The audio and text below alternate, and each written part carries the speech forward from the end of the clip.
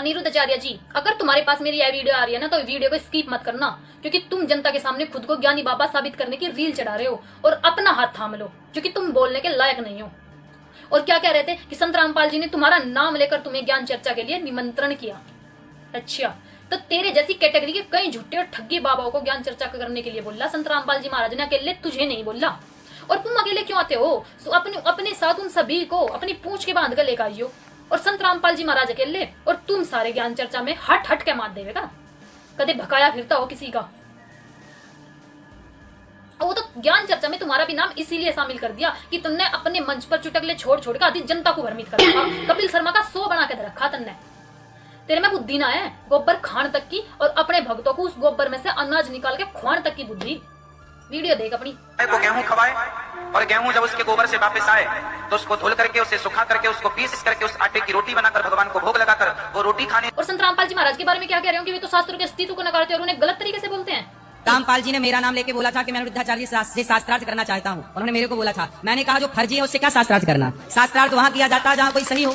जब आप पूरे फर्जी हैं, जब वेदों पुराणों के अस्तित्व को नकारेंगे, गलत तरीके से बोलेंगे, तो आपसे क्या शास्त्रार्थ करें। शास्त्रार्थ वहाँ किया जाता है जहाँ शास्त्रों का सामने वाले को कुछ ज्ञान हो। शास्त्रों के अस्तित्व को कौन नकारता है, कौन गलत तरीके से बोलता है, वो तो इस वीडियो तक पता चल जाएगा तेरी। लोग कहते हैं भागवत जी में राधा का नाम नहीं है, राधा का नाम नहीं है, ये लोग गलत कहते हैं। अच्छा, जो भी कहता है गलत कहते हैं। लिखा हुआ, मैं आपको श्लोक दिखा रहा हूँ। भागवत जी के 8वें स्कंद के 10वें अध्याय में श्लोक नंबर 40 है, लिखा है, उद्यता युद्ध दौरदंडई राधावंतो भटान मृधे। नहीं सारुण के यहाँ कुछ तो गड़बड़ है। राधावंतो लिखा, स्पष्ट लिखा है। ऐसा है, नाश मत करिए। आधावन कहा है? आधावन में दौड़ते हुए या संधि हो गई है गुरुजी। नहीं ये गलत बात है, रॉन्ग नंबर है।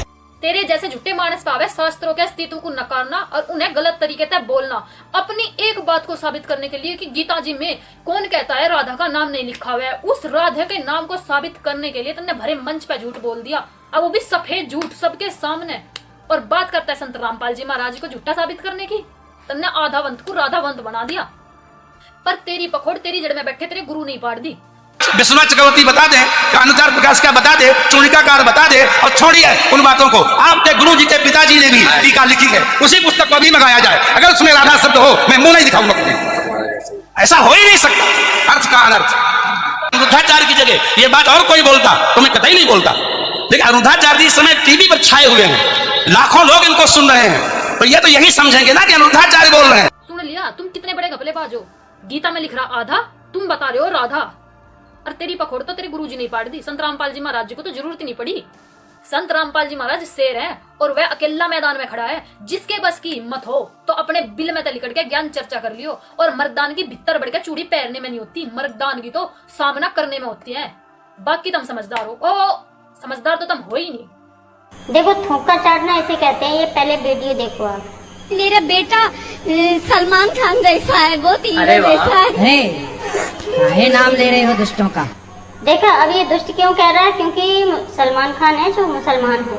अब ये वाला वीडियो और देखो। तो डॉक्टर बाबू जी, अभी तो आप सेलिब्रिटी भी बन गए हो, आप नहीं चार्ज करते हो कहीं जाने का? ना मैं चार्ज नहीं करता। मैं तो आपके प्रेम के लिए आया हूँ, बिग बॉस के प्रेम के लिए, यहाँ कलर्स टीवी के जितने भक्तजन है सबके प्रेम के लिए आया हूँ। देखा, इसी को कहते हैं थूक कर चाटना।